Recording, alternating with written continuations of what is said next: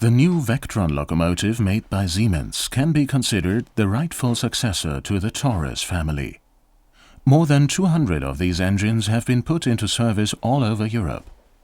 Some are operated by companies offering locomotives for rent, such as Railpool.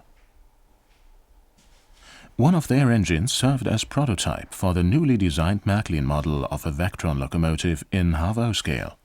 The model's body is primarily made of metal. The metal body with its unique moustache at the front end was cast at the production site in Göppingen. Further production steps also take place at the Märklin main plant, even though the model is offered as a low-cost item. During the open house, many visitors had a chance to watch the Vectron's production up close. Given the many different prototypes of the Vectron, the Railpool variant surely won't remain the only one depicted in model scale. Nein, also die Serie der Vectrons wird auf jeden Fall weitergehen. The Vectron series will be continued. One of the reasons we decided on this engine was the fact that the prototype comes in so many different versions. This year we've released 2 versions. A third was announced as part of the new fall items, and there are more to come in the future. An MFX decoder is mounted on board, which enables the modern electronic engine to automatically log on to the digital central station. This is easily done when a CS3 is used. A few swiping movements are enough to get access to the model's control system. All available functions appear on screen. All these functions are readily available using the innovative touchscreen. The engine is already picking up speed. A special drive is mounted centrally and powers all 4 axles by means of cardan shaft. Just like its prototype, the Vectron model is especially suited for pulling long freight trains.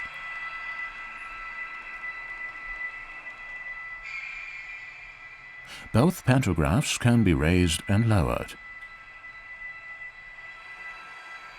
A direct current version of this model is available as part of the Tricks assortment. Your Märklin specialist dealer will be able to provide you with matching cars. The Vectron in Half-O scale, a wonderful engine made by Märklin. We are already looking forward to many new versions of this interesting locomotive.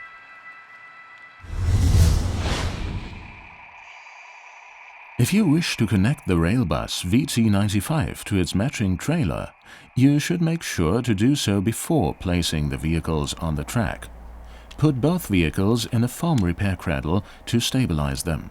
Then carefully press the current carrying coupler into the corresponding coupler socket. Now the second club model for 2016 is all set and ready to hit the tracks.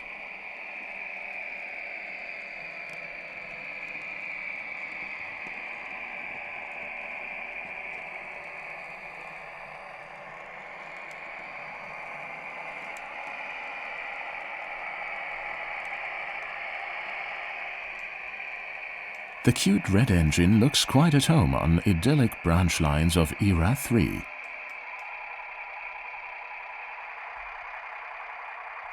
The engineer isn't the only person to take a seat in the railbus. The model comes with several little figures.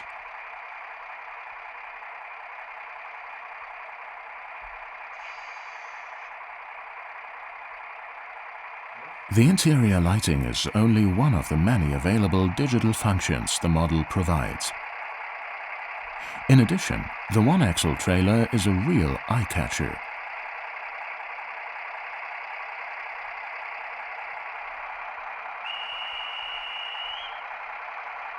The mail has been loaded on the car, and now the railbus is already heading to its next stop.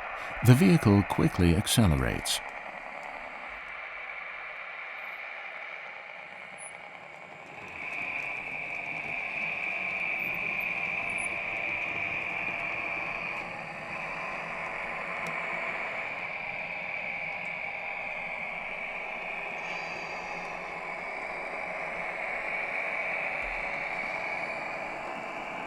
Here the trailer series VB140 shows red running lamps.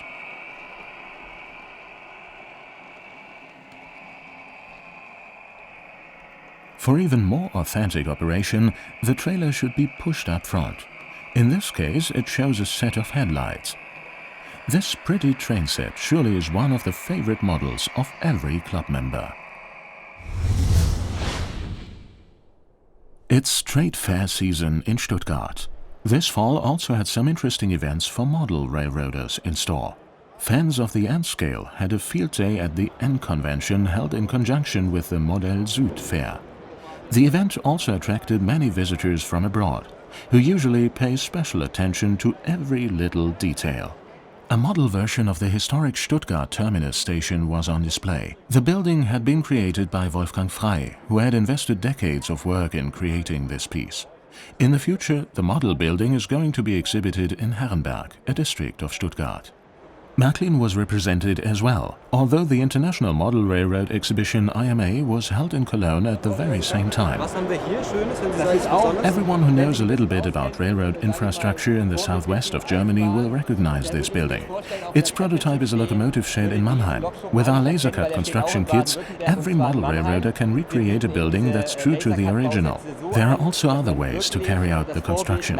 Fans of the N-scale, however, prefer sticking to the appearance of the original as closely as possible. The buildings are already available. The transfer table is expected to follow in a little while. The center of attraction, the club models for 2017. We've been part of this ever since the N-convention was held for the first time. This has always been an important event for Minitrix, even though the fair in Cologne is held at the same time. We want to make sure we are on the ground when the N-scale has a home game, so to speak. And of course, this little engine found many admirers as well. This is a very special version of Series 150, as it has twin headlights on one end and single headlights on the other end.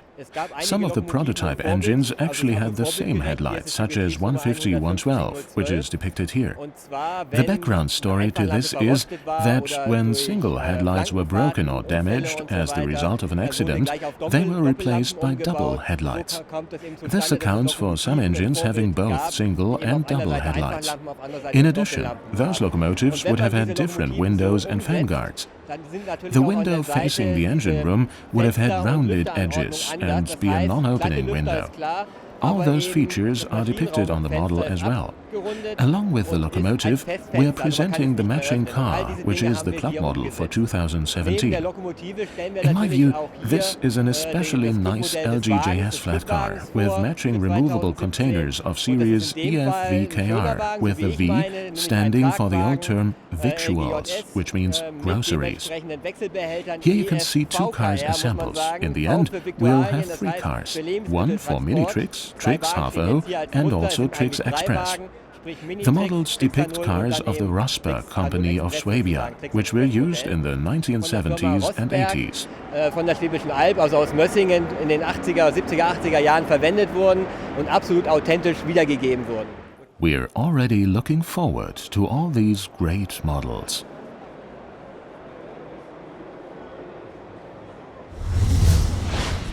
The new Museumcars for 2017 were officially presented. Of course, the first question is, who served as sponsor this time? Here is the answer. Which of our partners has been a consistent supporter of model railroads and the Märklin brand? Which of our partners has always emphasized the importance of depicting items true to the original? And which of our partners is almost literally energized?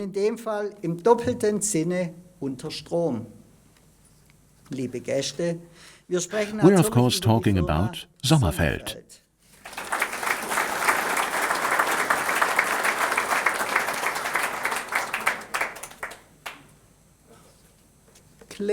Glue. This is a special word for model railroaders as well, since all those beautiful layouts would never be created if it wasn't for a decent glue. The curtain drops and reveals a showcase, beautifully decorated as always.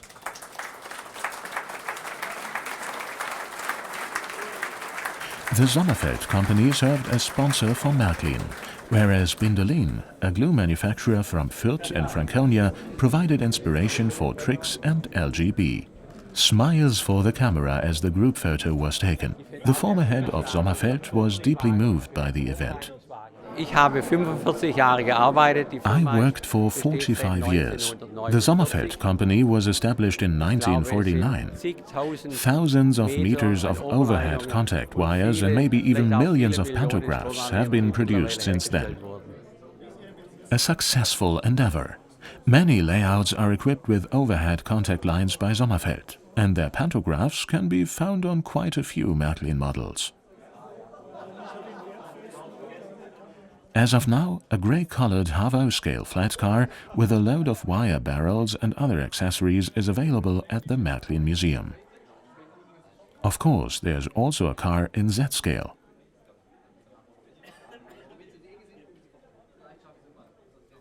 The respective 1-gauge model comes with many tiny details.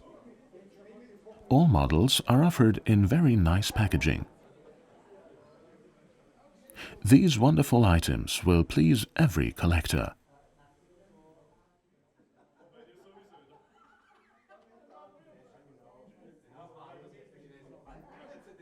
The same goes for the Museumcars with the Bindolin logo.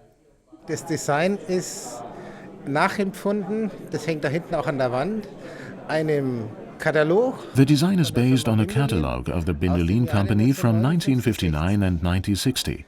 And it is a big hit, I would say. No matter in which scale, it's just a big hit. Those models will surely find their admirers among the LGB and Tricks fans. The cars are available at the museum as well. The N-scale model is a boxcar and is very nicely done.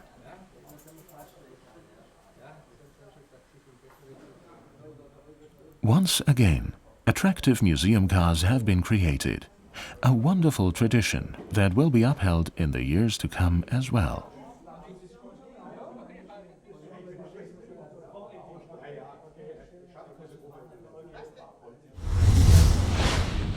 Mr. Sieber, the past year has gone by fast. 2016 has already come to an end.